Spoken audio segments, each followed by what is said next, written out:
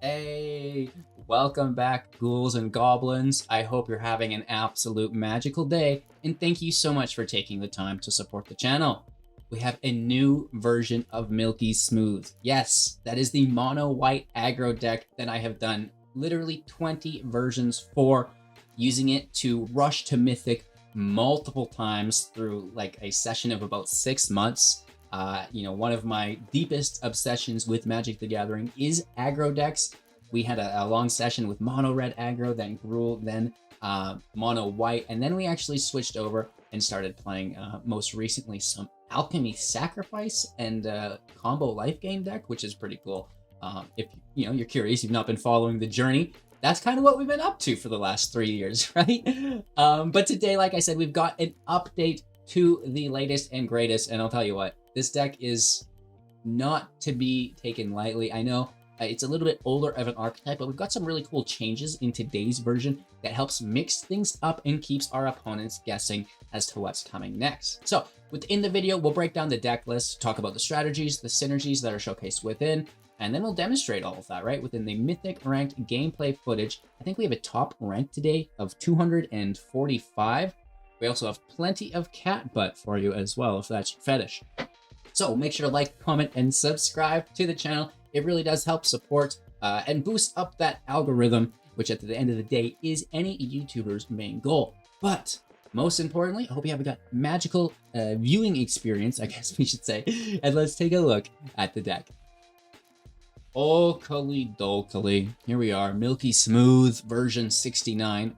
Obviously, this is going to be a 60 card standard best of one build with a 2.7 average mana value. So this average is a little bit higher than we've seen in previous versions. We have 36 creatures and 3 non-creatures, which don't worry, they're lands. And 21 lands in the build. These 3 lands make up the difference, bringing us to that desired 24 for consistency's sake. Of course, you can pick whatever avatar you like, but looking at the deck, we have one addition that I'd like to talk about right away is the Mage's Attendant for 3 mana as a 3/2. When it enters the battlefield, creating a 1/1 blue wizard creature token that has the ability to pay 1, sacrifice itself to counter target non-creature spell unless its controller pays 1. Suck it, Meat Hook. You know what I mean? Just like any field wipe, get out of town. I'm going to counter that spell all day. If not, we've just made 2 creatures with 1 card for the price of 3. And you know who that helps? Well, Adeline, the Resplendent Cathar for 3 mana. Its power is equal to the number of creatures we control, toughness for 4, with vigilance, and whenever you attack for each opponent, sucks that we're in a single player environment, but whatever, create a 1/1, and that will be tapped and attacking as well. If you have multiple opponents, you get to create multiples, but not here. Oh, so sad. However, at the end of the day, when you're attacking, you create 1. And of course, if you're playing multiple as well per creature, that's going to be fantastic as well, because the more creatures you get in play, the bigger and the better Adeline will be. So that's kind of what we have going on with the deck that's new. Other than that, it's mostly just a rebalance of card totals. You'll notice that we're flirting with Amiria's Call for 7 at sorcery speed, putting 2 4/4 White Angel Warrior creature tokens with flying in the battlefield, and then all non-angels will gain indestructible until our next turn, which is really cool. So an additional way to kind of stuff field wipe based decks. Very good. It doesn't stop the Meat Hook, but that's kind of why we have the Mage's Attendant there as well. So putting indestructible on our whole field is fantastic. Getting 2 additional flyers that are 4/4s is also very, very good. Plus, it doubles down as a land. So, this is helping us stay consistent. It's helping us have more of a top end to the build while, mitigating any chances that the control deck can effectively wipe our field. So with that being said, a lot of other things still remain the same within the rebalance. The Legion's Angel, 1 of in the library, 3 in the sideboard. Of course, we always run 1 in the main board, not 2, because your chances are always increased to provide more pressure to your opponent if you're playing them one after another for 4 turns, as opposed to 2 turns, because now there's another one in your library, right? So treat it as a lottery card. Don't try to be consistent with pulling it with 2 copies. You really don't want to do that. Just that 1 copy will be finesies. And, you know, those 3 others in the sideboard. It's a flyer. It's going to put in a lot of pressure to your opponent. We can also keep our attack lanes open with things like the Skyclave Apparition for 3, exile target non-land permanent an opponent controls with mana value 4 or less, also non-token permanent. And then when Skyclave, God forbid, is removed from the battlefield, they will create a blue illusion with XX, where X is the exiled card's mana value. Easy peasy lemon squeezy. We also have the Brutal Cathar for 3 as a 2/2. Daybound, and when it enters, it will exile you know, a creature of your opponent's regardless of its mana value, which is just so good. And then, of course, if you do not cast a card, it will turn to night. That goes for both you and your opponent, at which point it is a 3/3 with first strike ward to pay 3 life. And whenever you double cast or your opponent double casts, once it is night, it will change it back to day. The Brutal Cathar flips, and you can re-exile another creature, and on, my friend. So this is fantastic, right? We have Adeline. Sorry, not Adeline. We already talked about Adeline. Redain, God of the Worthy. 3 mana as a 2/3 with Flying and Vigilance. Snowlands entering the battlefield tapped. You know, this isn't really as relevant as it is anymore. Non-creature spells with 4 mana value or greater will cost 2 more to cast. That is still just as relevant as ever. And of course, we have Volkmirian Protector Shield on the backside for 4 mana as a legendary artifact. And if a source an opponent control would deal damage to you or a permanent that you, or I guess we, would control, we're going to prevent 1 of that damage, which is fantastic. And of course, whenever we are targeted, again, us or a permanent that we control, by a spell or an ability an opponent controls, they're going to be countered unless our opponent pays 1. So a little bit of an additional tax here is fantastic. Really good at slowing down many of the aggro decks damage-wise as well. The Elite Spellbinder for 3 is a 3/1 with flying, entering the battlefield, looking at our opponent's hand, kind of signifying, you know, to us what we'll need to do in our upcoming turns based on what is in their hand, right? Do we need just to finish out the match because it's a dead hand? Do we need to protect ourselves from removal because they have it? Do we need to, you know, try to prioritize our own removal on them and find it because there's a threat that we need to deal with, right? So really allowing us to set up the rest of the game just with the information alone is worth it. Of course, it's also a 3/1 with flying, so consistent damage in the air, which is really nice. And you can actually exile a card from their hand and they can still cast it for the additional cost of 2. So if there is a bad thing in their hand, you know, you can make it a little bit more expensive, which is fantastic. Of course, we have Thalia. This is going to make non-creature spells cost 1 more to cast, and a big reason why we don't have any of them of our own in the build. It's a 2/1 with first strike for 2. Moving on, we have the Luminarch Aspirant as a 1/1 for 2, and at the beginning of combat on your turn, put a +1/+1 counter on target creature you control. That's why we have so many creatures with flying. We also have creatures with first strike, right? So form of evasion, or really any keyword, because let's be honest, lifelink is really nice in certain situations as well.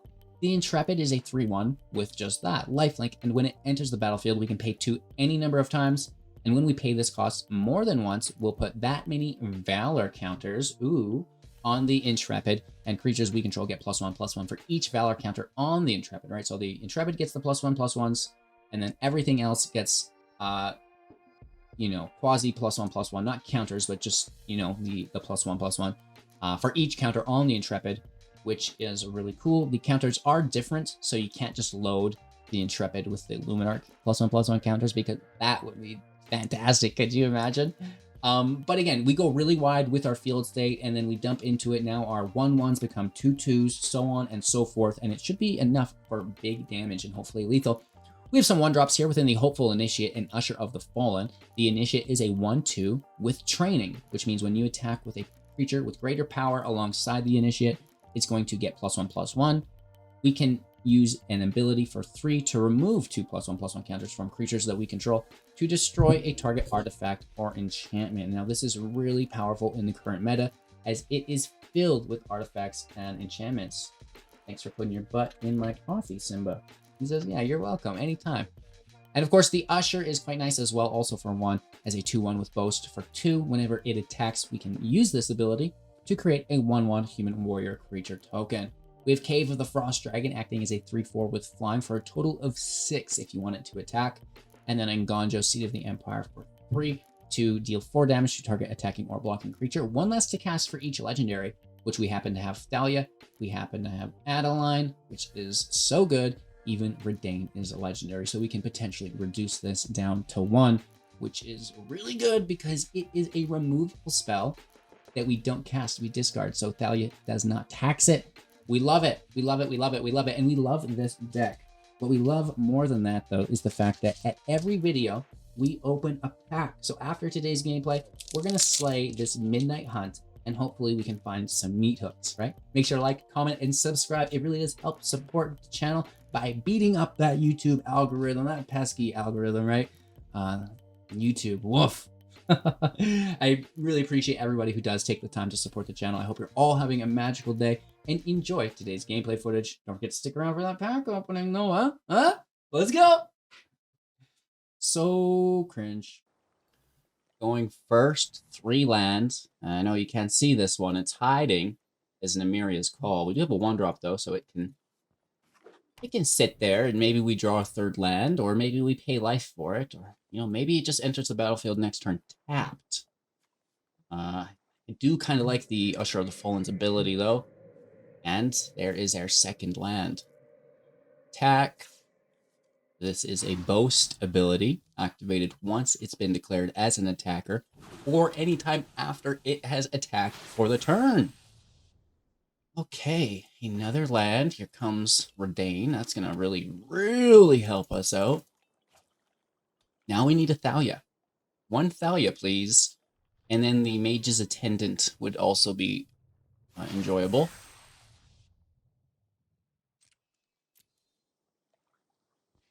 Hopefully it's not a field wipe, and we can get out some big hits here. Cat hair in my mouth from Tuesdays. He's being my microphone today. The Graveyard Trespasser is pretty cool. And I believe that is just a quick, easy win thanks to Mono White. We pay the ward, discard the cave, and we smash, and we bash. Hello. Good game. Here's Mono White is right where I left it. Which is on fire. This thing is burning.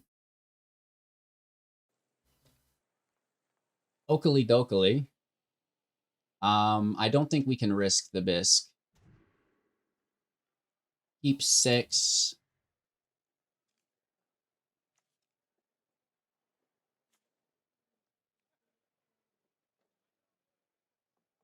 Adeline is so aggressive. If we can drop Adeline on 3, it's fantastic, but these are maybe better.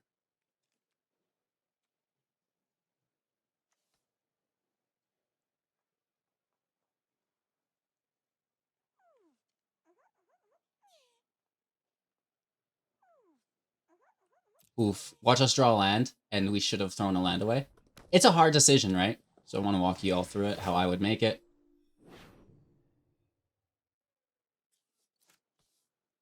They are going to deal a bunch of damage very quickly. Is it mono red? Is it Boros with the addition of white?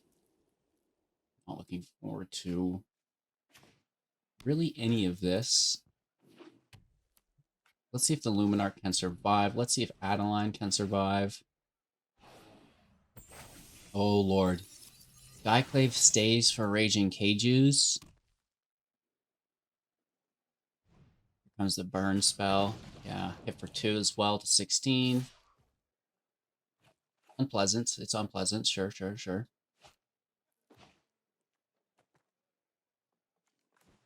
It's just a good blocker, right?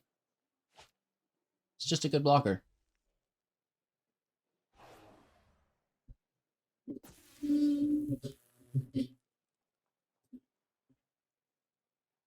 So loud. And so low. Uh-oh. Not a fan of the Reiju, I'll tell you what. Taking 5 and 6 with the whatever it is.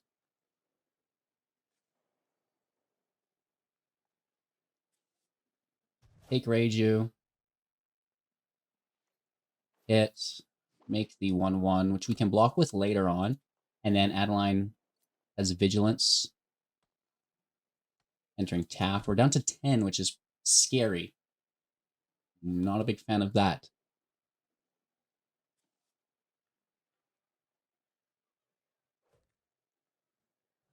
Okay, Sunrise Cavalier. Tough with 2 Fs. That's how I spell it. Hey, Tuesdays, that's how we spell it. You're tough with 3 Fs, aren't you? Sure am. Now let's see where we get with this. Can we flip-flop between day and night? I know they have plenty of removal. I get it. I understand that they could remove this Cathar at any point. But I still think it's a good choice.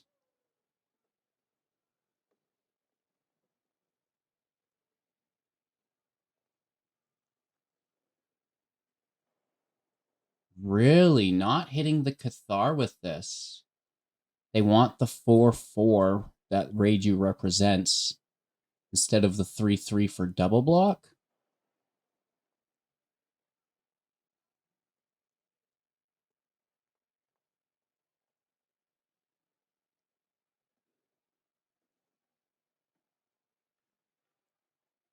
I like Adeline.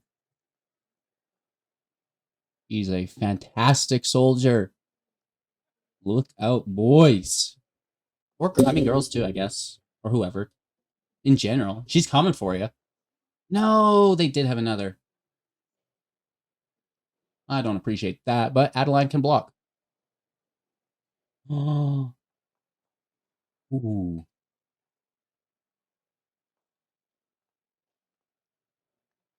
Don't mind if I do, Hugh.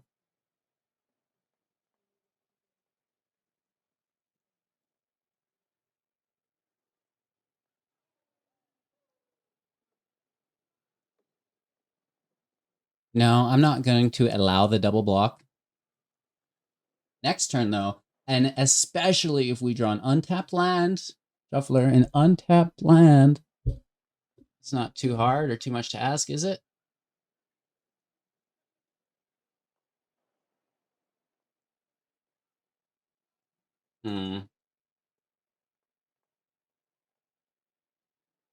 Just want an untapped land.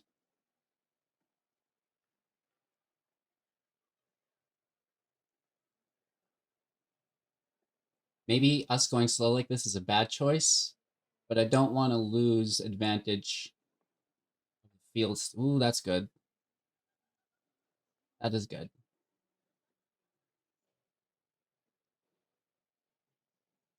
I mean, and the backup Adeline kind of gives us wiggle room.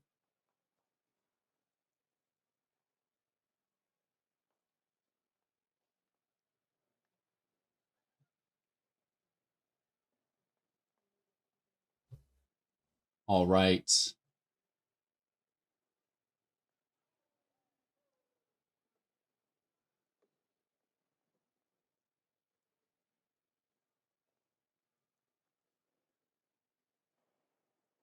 A lot of damage, right? But no double block on Adeline. They just take 7. Interesting. That damage is extremely helpful.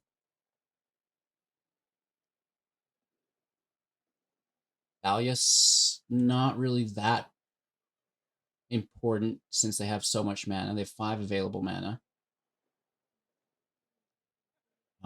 You know, there's no enchantments of ours. They could destroy their own enchantment with the initiate. Oh, you lucky duckling. Nice. That's very good for them. Nice top deck, bruh. Nice top deck, bruh.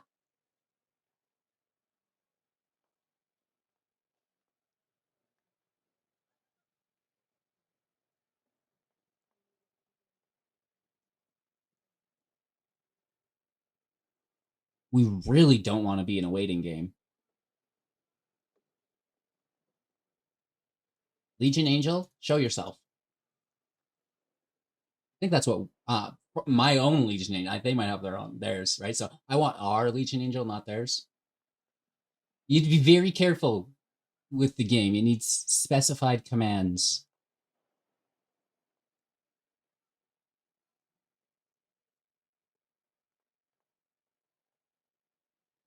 First strike annoying, sure.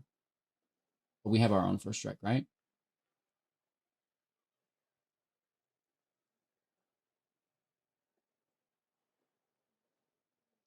I'm sure they double block this. At some point, you have to commit to it. I mean, that's actually a good double block.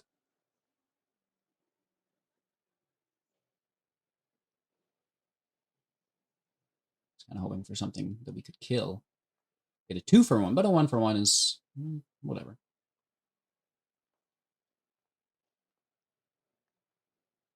There is a third Adeline. That's all we have. Yikes. What I would give for a Brutal Cathar or a Skyclave. Both of these would be fantastic. Now they have 2 cards in hand. Can they double cast?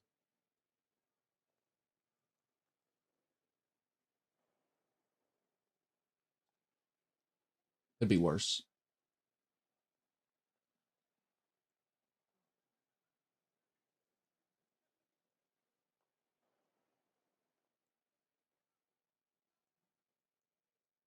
We may as well. I mean, it's not going to be doing much defending at a certain point here.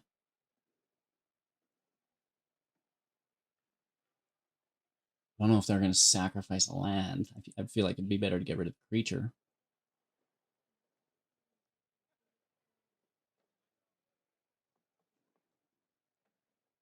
Oh, they have a Seat of the Emperor. Good play, good play, good play. Or a play with fire. Nice. And killing the adversary instead of hitting the Adeline here is so big brained because it drops all of our creatures, right? They like it. They're a fan of that play for sure. And that might be game unless we can get lucky with a top deck here.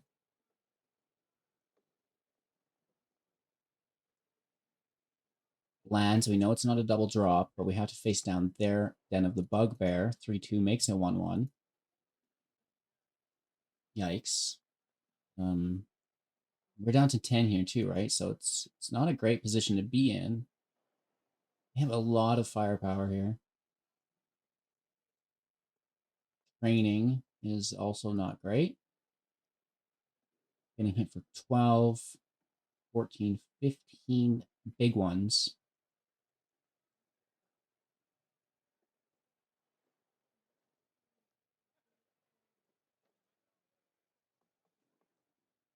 It's still 10 damage, which is very, very unfortunate. It is what it is, right?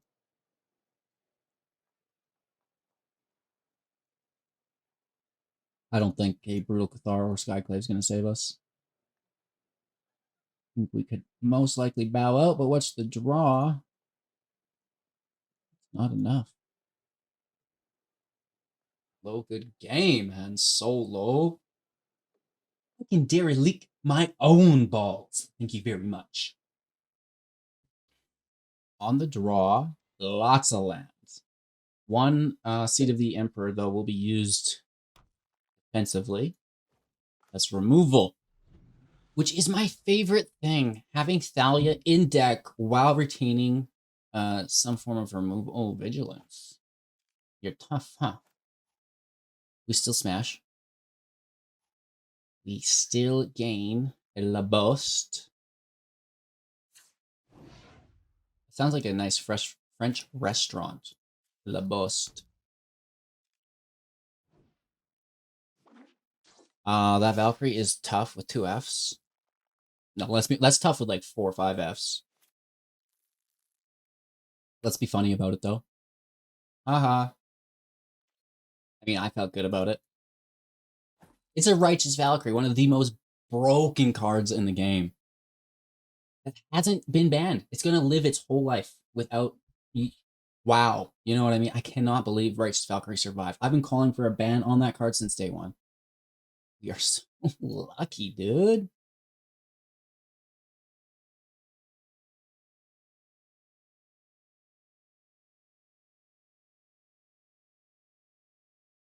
Oh, one more.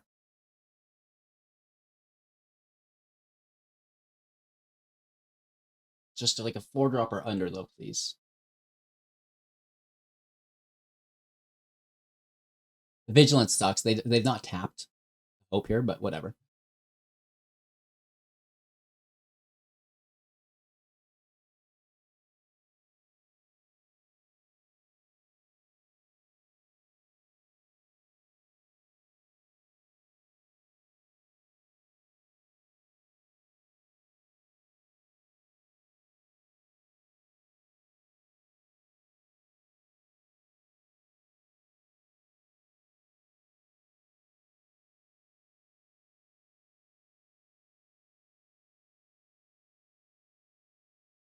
Mm-hmm.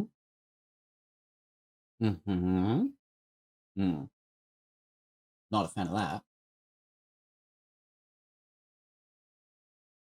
But, I mean, we get what we get. And that should be enough. We flip tonight. Thank you. Don't double cast now. Don't double cast now. That would be very bad, yeah?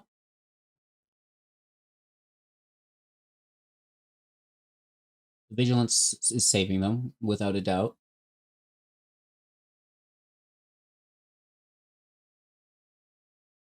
For another 2.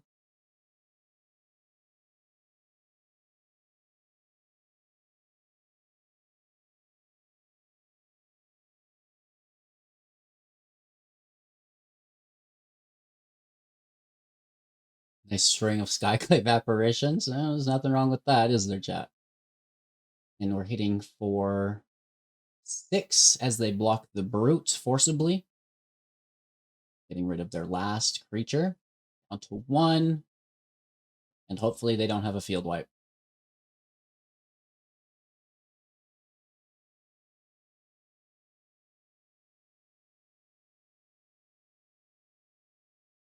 Cheers. Good game. Going first, as it should be. Further yet with a 1-drop. All right, all right, all right.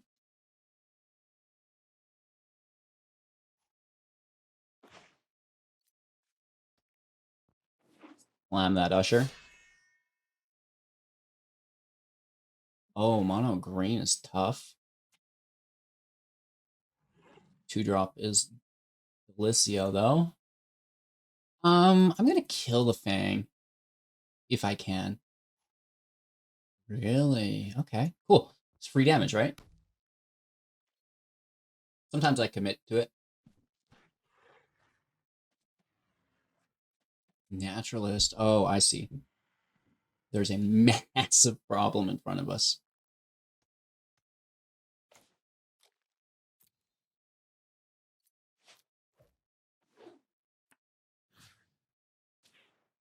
Hopefully they're mana locked.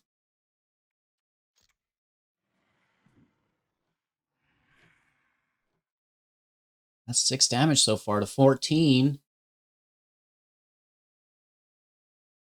That's not bad.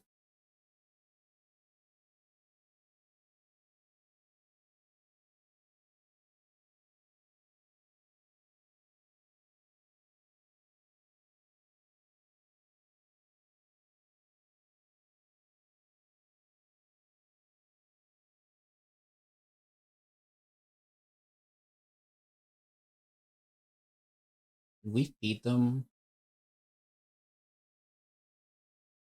No. We'll wait.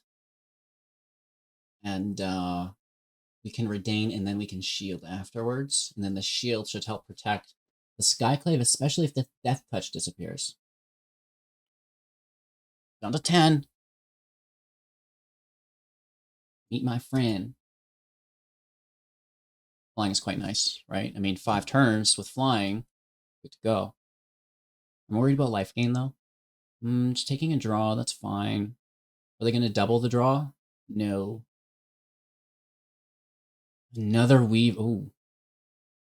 Some big boys over there.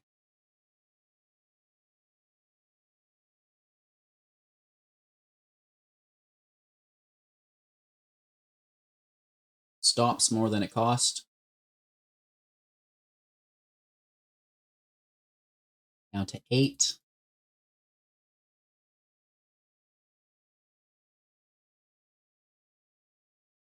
$14.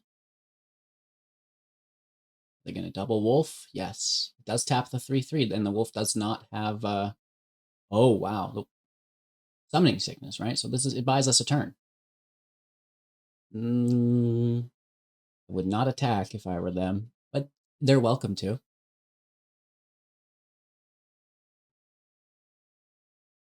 Where was that counterspell last turn? I don't know. Down to 6.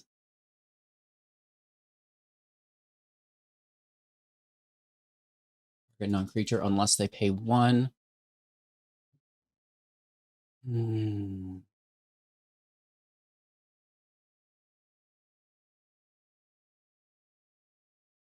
But what are they going to put it on? Nothing has trample. I'm going to leave it.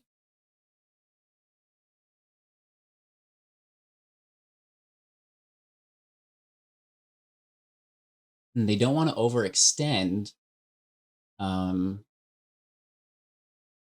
You know, I don't see that being great.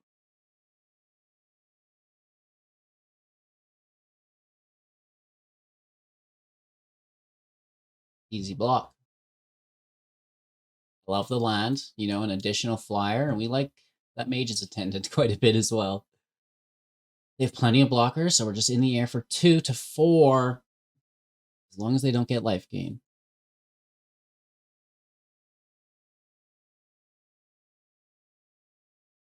I mean, it gets the draw.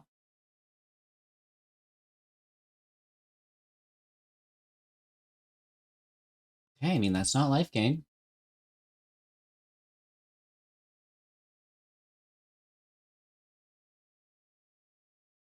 I'd say that's a counter.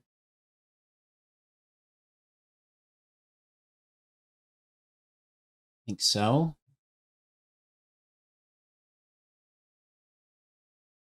And I believe we take this damage. Taking 8 down to 7. They're going to put that on the Death Touch? Question mark?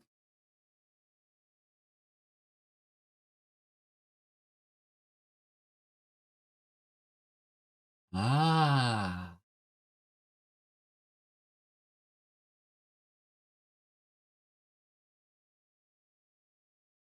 They might get lethal here.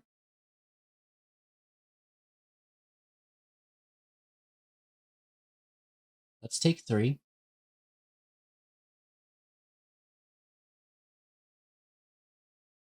And we ourselves have lethal.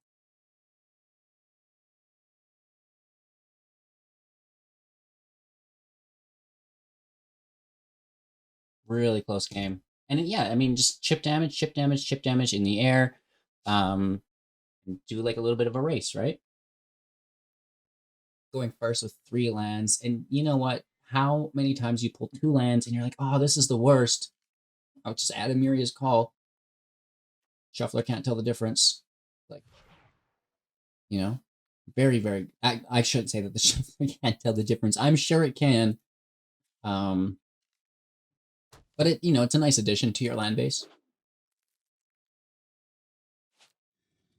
Yeah. Ooh. The Boros deck, is it a mono white deck? Is it a Silesian? It could, I mean, it literally could be anything. Looks like Boros though. Luminarch? Play with fire. Not bad. For 1. What a dirty doogie. Adeline, you're out. This is good defensively. This deck has a lot of haste. We should save this for Thundering Reiju, I guess. Roller is good. Get the train if they want. They don't attack. Now that is interesting. I like Mage's Attendant on top of Adeline. You know, the double creature is pretty handy. And we would go up to 4, but we need 5. That's not enough. But is it still worth it just to kill it? It's not, because we have a Intrepid in hand, and you know, why lose that value when we could potentially go over the top. Now here's the Reiju. Okay, that keeps us away from Intrepid, but whatever.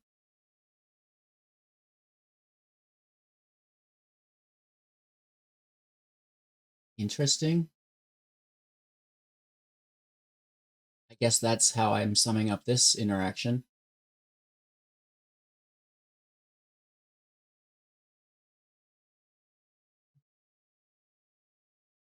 I mean, it was a very curious interaction. I enjoyed it. Little bit aggressive there, I think, though, Izzy. Let's smash 4, 5, 6, 7. Oh, Lord, have mercy. Nervous, they could remove the Skyclave, grab themselves a 4/4 to remove Adeline. Let's get the Mage's Attendant out. Or do we just bash with the Intrepid? Finish him. Yep, they're tapped out. Let's go big. Let's big dog them.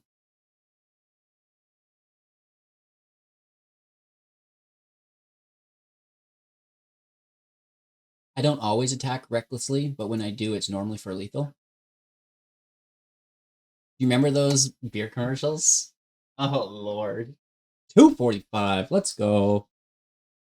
What a string of matches. Mono white aggro, aka Milky Smooth. Literally right where we left it. It's fantastic. We're slaying, you know, top mythic rank late in the season, gaining that top 250 finish, which we need to qualify for the next mythic qualifier weekend, which is super exciting. Hopefully, we do well in that and you know, continue our competitive streak, maybe onto the Pro Tour or Arena Championship. Before we get there, we've got a pack opening. Simba is going to help me. Boom, we just got blessed with the nod and butt of approval. He always tricks you. He's like, okay, here's a bump, and then here is a butt immediately after. And a little ASMR for you there. I swear to God, these are the hardest packs I've ever had to get into. It's like filled with air. You can't get a good grip on them. They've got this terrible wrapping that I don't care about. Cat is definitely in the way. Come on, Tuesdays. I don't need the butt. I don't need the butt.